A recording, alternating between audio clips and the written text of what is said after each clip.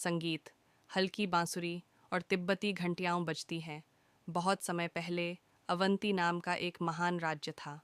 उस राज्य का शासक था न्यायप्रिय और पराक्रमी राजा विक्रमसेन।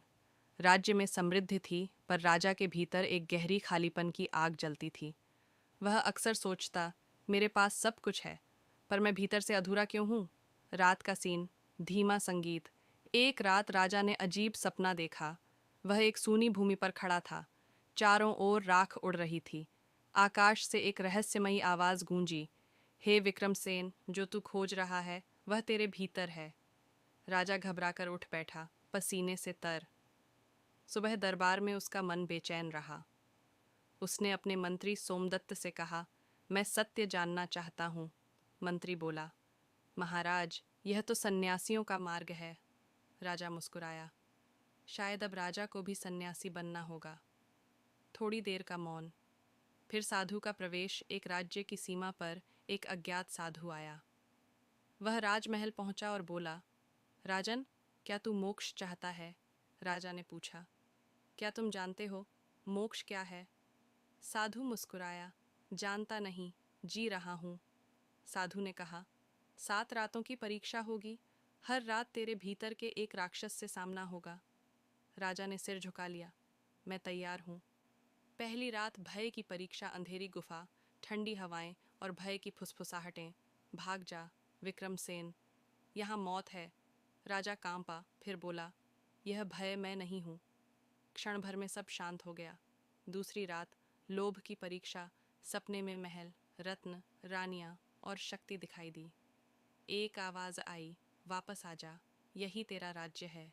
राजा बोला, राज्य मिट्टी का है, आत्मा अमर है। भ्रम टूट गया। तीसरी रात, क्रोध की परीक्षा। एक सिपाही भागता आया, महाराज, साधु ने आपके पुत्र की हत्या की है। राजा का चेहरा लाल हो उठा, तलवार निकाली, फिर रुक गया। अगर यह सत्य है तो भी मैं क्रोध का दास नहीं बनूंगा। दृश्य मिट गया, यह भी माया थी। चौथी रात, मोह की परीक्षा। उसकी रानी आई, आंसू भरे नेत्रों से बोली, वापस चलो। राजा का हृदय टूटा, पर बोला, प्रेम जो बांध दे वह प्रेम नहीं, बंधन है। रानी की आकृति धुंध में विलीन हो गई। पांचवीं रात, अभिमान की परीक्षा। साधु ने पूछा, क्या अब तू ज्ञानी बन गया है? राजा ने कहा, जो मैं जानता हूँ कहे वही अज्ञानी है। साधु मुस्कुराया, अब तू आगे बढ़ सकता है। छठी रात, माया की परीक्षा। राजा ने देखा, जनता जय जयकार कर रही है, वह फिर से राजा बन गया है। क्षण भर बाद सब राख बन गया। राजा ने कहा, माया जितनी सुंदर है उतनी ही झूठी। सातवीं रात, आत्मा की परीक्षा। राजा गहरे ध्यान में बैठा, उसका शरीर शांत। उसने स्वयं को अपने शरीर से अलग देखा। आवाज आई, अब तू जान गया कि तू शरीर नहीं, आत्मा है। अष्टम दिन, मोक्ष की प्राप्ति। सुबह जब उसने आंखें खोलीं, उसका चेहरा तेज से चमक रहा था। उसने कहा, गुरुदेव, मैंने सब देखा, सब अस्थाई है। साधु ने उत्तर दिया, अब तू मुक्त है, मोक्ष तेरे भीतर है। राजा ने सिंहासन त्याग दिया और हिमालय की ओर चल पड़ा।